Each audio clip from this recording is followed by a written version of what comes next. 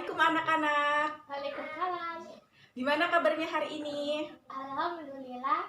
Luar biasa. Luar biasa. Allahu Akbar. Alhamdulillah, sehat semua ya. Nah, sebelum kita memulai pelajaran pada hari ini, alangkah baiknya kita berdoa terlebih dahulu. Coba Mustaqimah pimpin doanya. Berdoa mulai. Bismillahirrahmanirrahim. Raditu billahi robba wa bil islami dina wa bil muhammadin nabiyya wa rasula.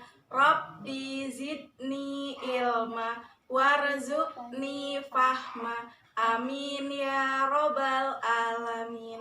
Amin. Setelah kita berdoa, kita menyanyikan lagu Indonesia Raya ya anak-anak.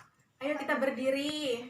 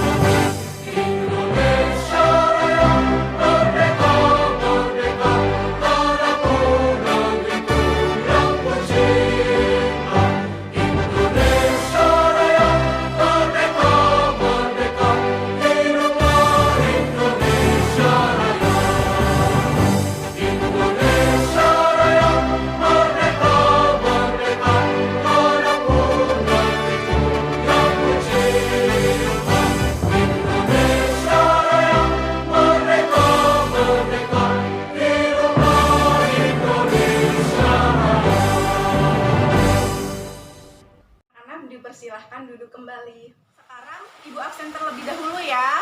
Abu Mustaqimah, hadir Bu. Iza, Hadir. Afifah, Hadir Bu. Abdul, Hadir. Jabar, Hadir Bu.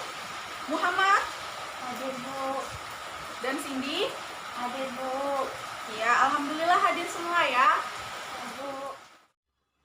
Hari ini kita akan membahas tentang materi sistem tanam paksa pemerintah kolonial Belanda dan juga reaksi rakyat Indonesia terhadap pemerintah kolonial. Yang pertama yang akan kita bahas yaitu sistem tanam paksa pemerintah kolonial Belanda dulu ya. Iya Bu. Nah, akan Ibu bacakan.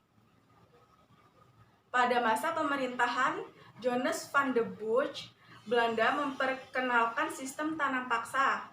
Sistem tanam paksa pertama kali diperkenalkan di Jawa dan dikembangkan di daerah-daerah lain di luar Jawa. Di Sumatera Barat, sistem tanam paksa dimulai sejak tahun 1847. Saat itu, penduduk yang telah lama menanam kopi secara besar dipaksa menanam kopi untuk diserahkan kepada pemerintah kolonial. Sistem yang hampir sama juga dilaksanakan di tempat lain seperti Minahasa, Lampung, dan Palembang. Kopi merupakan tanaman utama di Sumatera Barat dan Minahasa.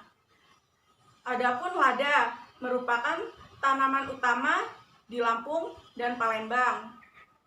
Di Minahasa, kebijakan yang sama kemudian juga berlaku pada tanaman kelapa.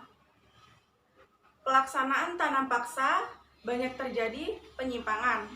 Di antaranya yaitu yang pertama, jatah tanah untuk tanaman ekspor melebihi 1/5 tanah garapan apalagi jika tanamannya subur. Yang kedua, rakyat lebih banyak mencurahkan perhatian, tenaga, dan waktunya untuk tanaman ekspor sehingga banyak yang tidak sempat mengerjakan sawah dan ladang sendiri. Dan yang ketiga, rakyat yang tidak memiliki tanah harus bekerja lebih 1,5 tahun. Yang keempat, waktu pelaksanaan tanam paksa ternyata melebihi waktu tanam padi atau 3 bulan. Sebab tanaman-tanaman perkebunan memerlukan perawatan terus-menerus. Yang kelima, setiap kelebihan hasil panen dari jumlah pajak yang harus dibayarkan kembali kepada rakyat ternyata tidak dikembalikan kepada rakyat. Yang keenam, kegagalan panen tanaman wajib menjadi tanggung jawab rakyat atau petani.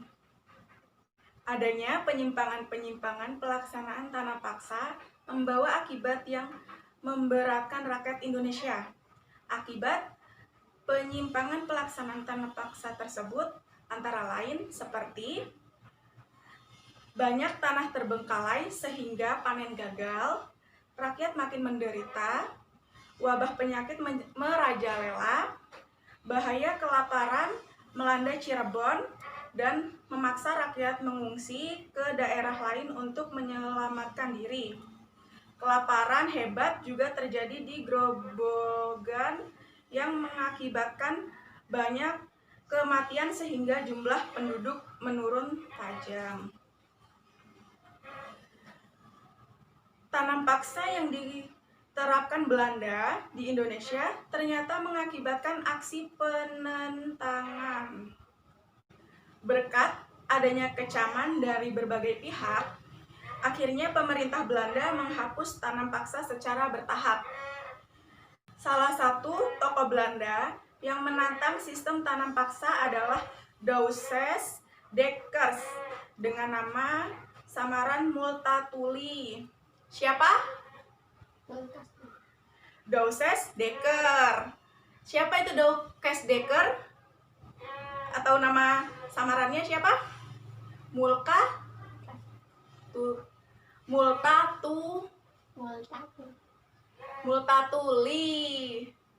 Siapa, coba ulangin nama samarannya? Multatuli. Iya, betul. Ibu lanjut ya.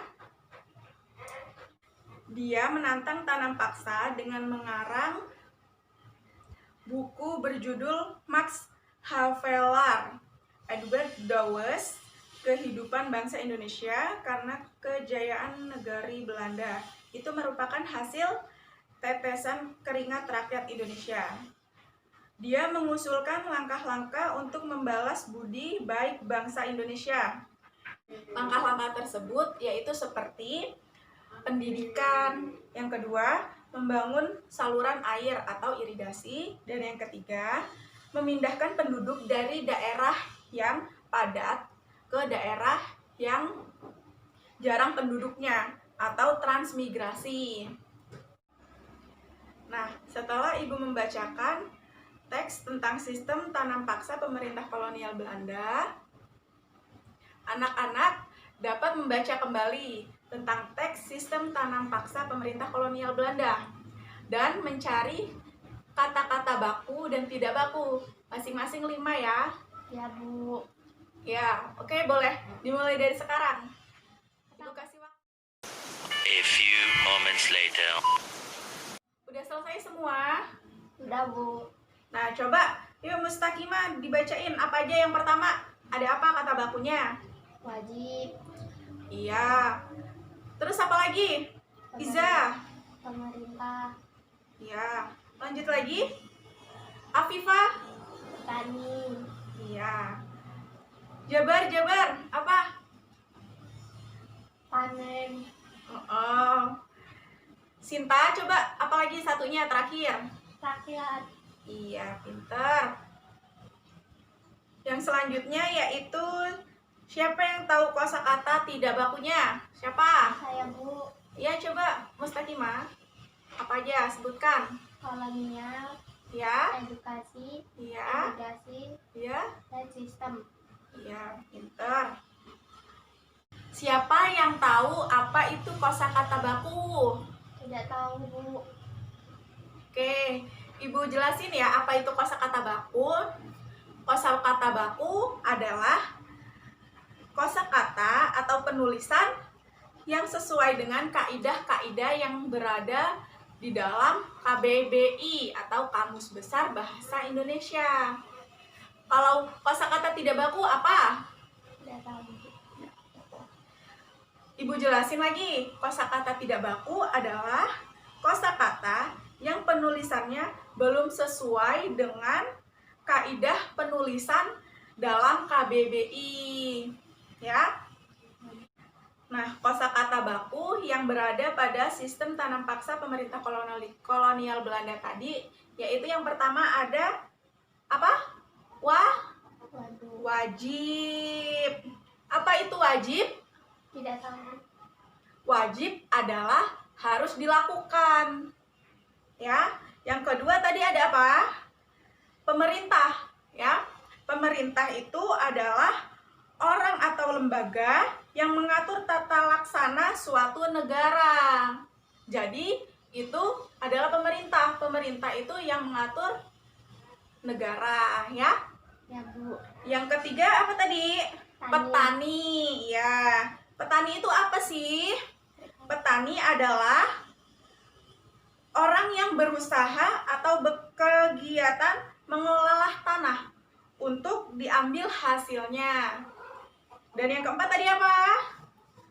Panen. Panen. Panen itu apa sih? Tidak tahu, Bu. Panen itu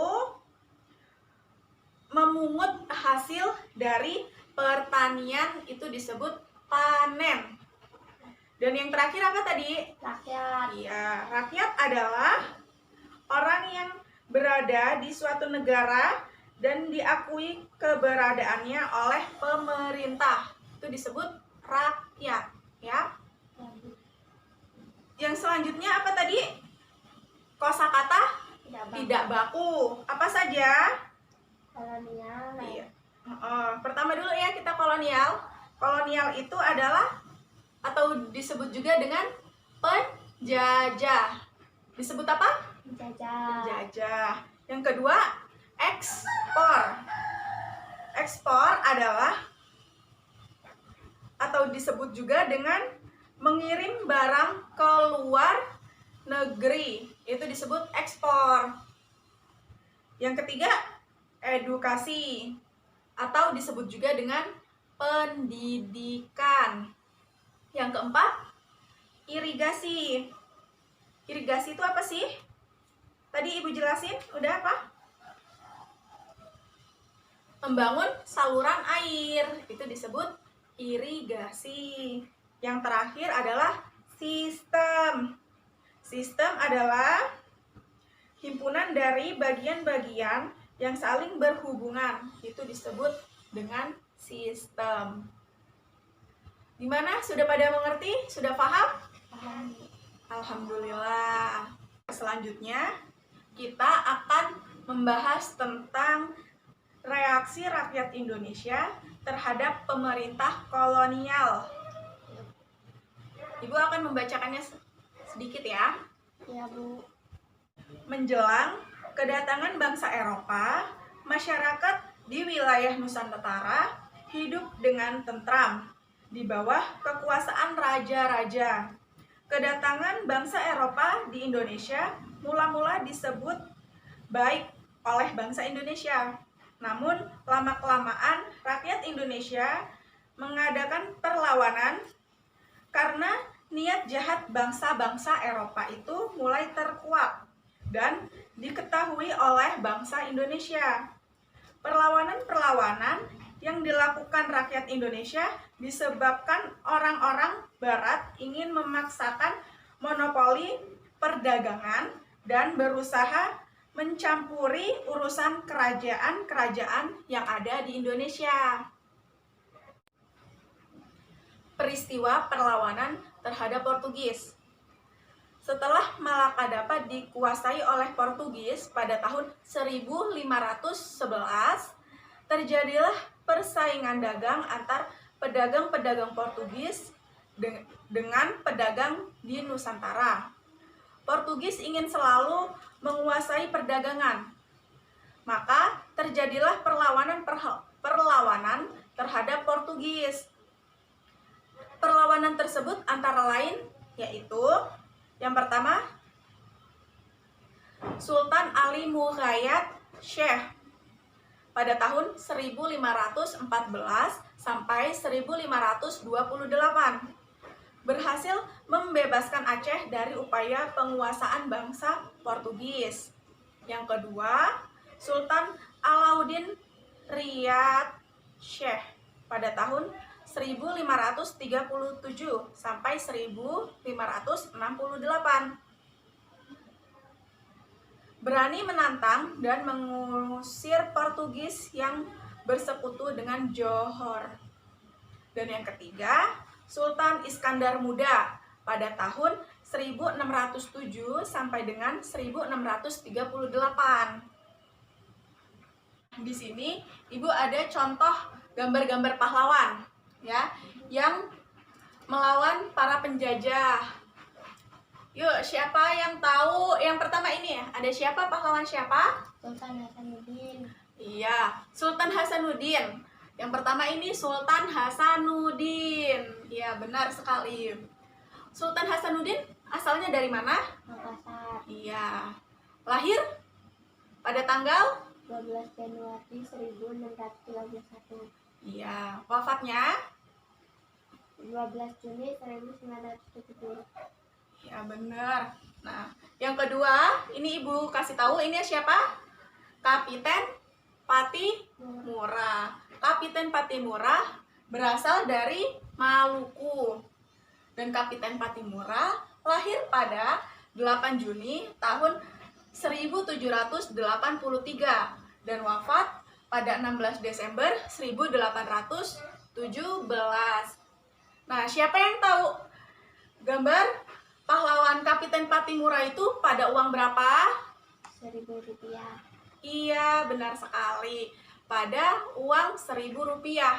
Tapi pada uang 1.000 yang kertas dahulu ya, bukan yang sekarang. Karena sekarang sudah berbeda. Dan yang ketiga ini siapa? Pangeran Diponegoro.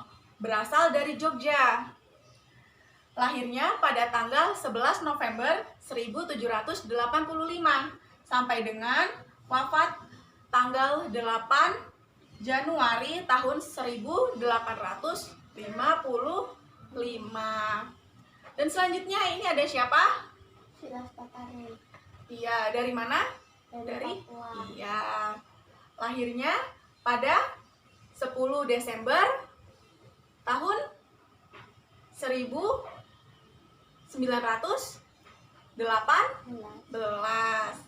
Wafatnya pada tanggal 7 Maret tahun 1973. Yang selanjutnya ini, yang ke berapa? Kelima, ada Pangeran Antasari. Pangeran Antasari itu berasal dari mana? Dari Banjarmasin, Kalimantan Selatan. Pangeran Antasari ada pada uang pecahan berapa? Siapa yang tahu? Ayo, ada yang tahu tidak? Pangeran Antasari ada pada uang pecahan 2.000. Tapi yang 2.000 dahulu. Ya, pernah ngeliat kan? Pernah, Bu. Ya. Yang terakhir ada siapa? Ada Sisingamangaraja. Sisingamangaraja berasal dari Sumatera Utara. Lahirnya pada tanggal 8 Februari 1845 dan wafat pada 17 Juni tahun 1907. Dari penjelasan Ibu tadi, apakah ada anak-anak yang ingin bertanya? Ibu persilakan. Tidak, Bu. Cukup. Cukup, iya. Ya udah, sebelum kita mengakhiri pelajaran, kita nyanyi lagu Tanah Airku terlebih dahulu ya. Ya, Bu. Yuk kita mulai.